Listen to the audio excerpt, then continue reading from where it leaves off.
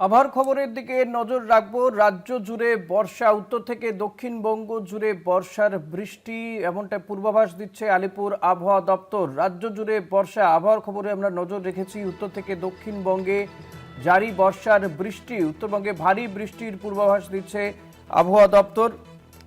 উত্তরবঙ্গে ভারী বৃষ্টির পূর্বাভাস, দক্ষিণবঙ্গে বিক্ষিপ্তভাবে বজ্রবিদ্যুতের সম্ভাবনার কথা জানাচ্ছে। রাজ্য জুড়ে বর্ষা, উত্তরবঙ্গে ভারী বৃষ্টির পূর্বাভাস, দক্ষিণবঙ্গেও বজ্রবিদ্যুৎ সহ বৃষ্টি জারি। শাশ্বতী রায় রয়েছে আমার সঙ্গে টেলিফোনে। শাশ্বতী, কি বলছে আলিপুর আবহাওয়া দপ্তর?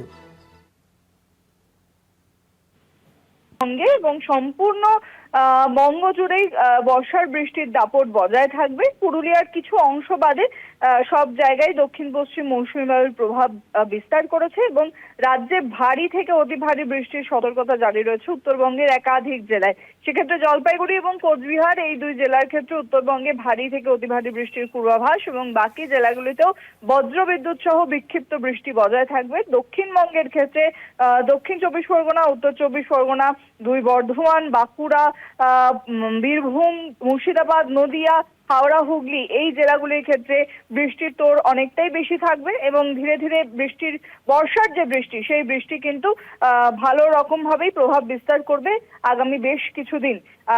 গরম থেকে কিছুটা হলেও স্বস্তি। এবার বর্ষার বৃষ্টিতে ভিজবে রাজ্যবাসী এবং লাগাতার এই বৃষ্টি কিন্তু আগামী বেশ কিছুদিন পর্যন্ত বজায় থাকার পূর্বাভাস জারি করা হচ্ছে।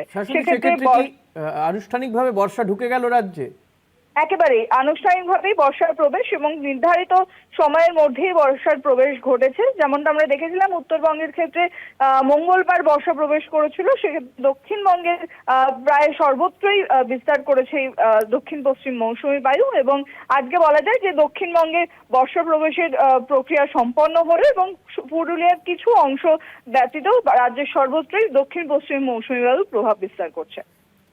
ধন্যবাদ শাশ্বতী। কথা বলছিলাম প্রতিনিধি শাশ্বতী রায়ের সঙ্গে। রাজ্য জুড়ে বর্ষা চলে এলো এবং উত্তরবঙ্গে যেমন ভারী বৃষ্টির পূর্বাভাস দেওয়া হচ্ছে, পাশাপাশি দক্ষিণবঙ্গেও বজ্রবিদ্যুৎ সহ বৃষ্টির পূর্বাভাস। তবে পুরুলিয়াতে হয়তো সেক্ষেত্রে বর্ষার বৃষ্টি এখনও তেমন কোনো সম্ভাবনার কথা জানাচ্ছে না আলিপুর আবহাওয়া দপ্তর।